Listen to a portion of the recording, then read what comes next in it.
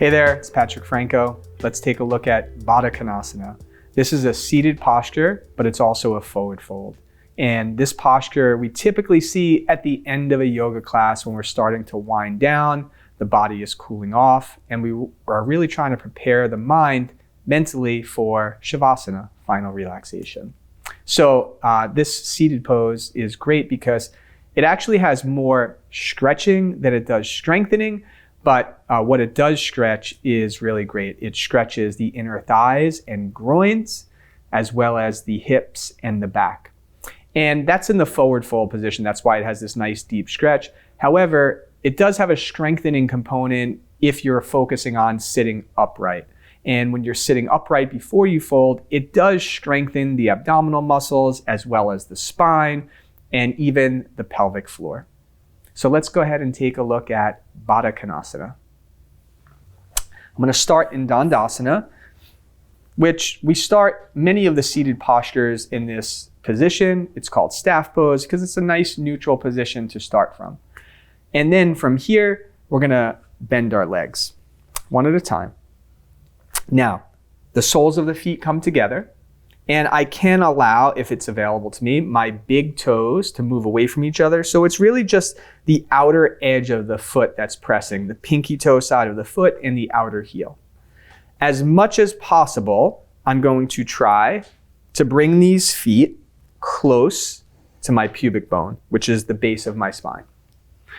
And for me, that's about right here. Now I'm going to start from the ground up. So I'm going to use my hands to just hold on to my feet in order to lift my spine. So I took my fingers around my big toes. I'm going to tug on them and gently lift my chest. From here, I'm going to press the pinky toe side of my feet together so that my inner groins, my inner thighs, and inner knees lengthen away from each other. And your inner thighs, groins, and knees might move towards the floor.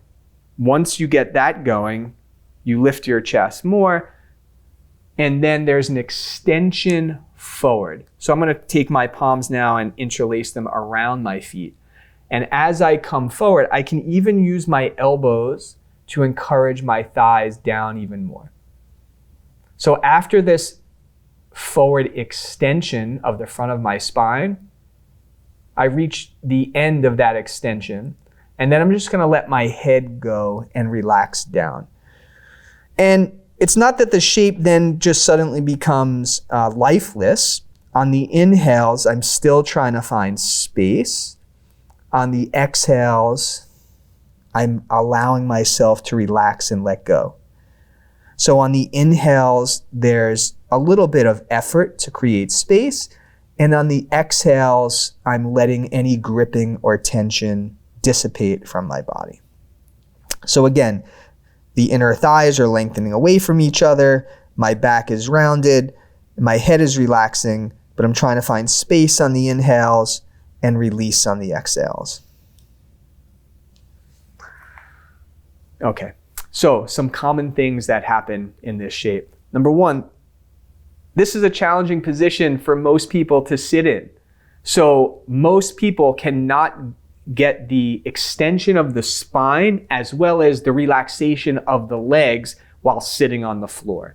So I would say the most common mistake for students is not sitting up on a blanket or a bolster before doing this pose. So I'm going to sit up on a couple blankets here.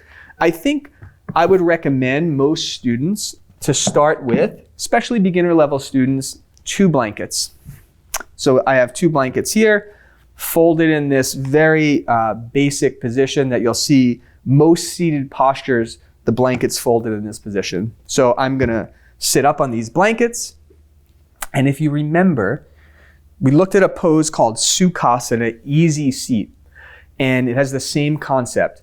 If you lift up your hips, it gives more space for your legs to relax down. And when your legs relax down, that gives you more space for your spine to rise up. So, soles of the feet together. My hips are lifted. Now I have gravity, which allows my legs to relax down. I'm going to hold my feet. And if you can't get your feet, you can also bring your hands behind you And then as I press down, I lift my chest and I let gravity do the work, but I'm gonna press my inner feet together and let my inner thighs lengthen towards my knees and my legs to go down. And then, if we can, we'll keep that extension. I'll hold my feet. And again, I will go forward and let my head relax down.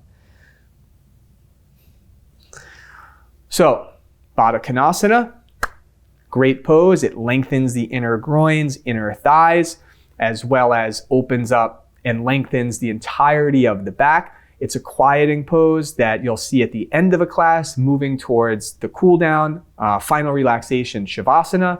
The most common mistake is students are trying to do this pose seated on the floor, and that just doesn't provide enough space many times for the spine and the hips. So a great way to approach this pose, like I'm doing right now, is seated on one blanket or even two blankets. All right. That's Baddha Konasana.